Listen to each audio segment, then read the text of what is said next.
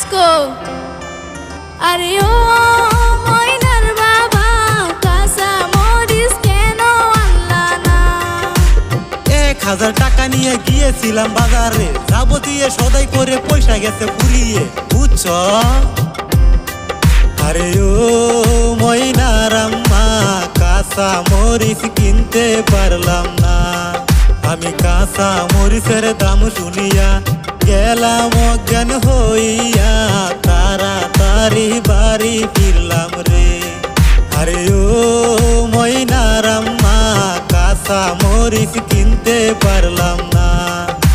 পাশে বাড়ি কতুর মা আনলো কাঁচা মরিচ দেখায়া দেখায়া কইলো দিল না মশা মারে বেডি দিল না মশা মারে এই যে ময়নার মা তুমি কেমন কথা কইলা গো হ্যাঁ কেমন কথা কইলা গো আমি 1 মাস আগে ছুটি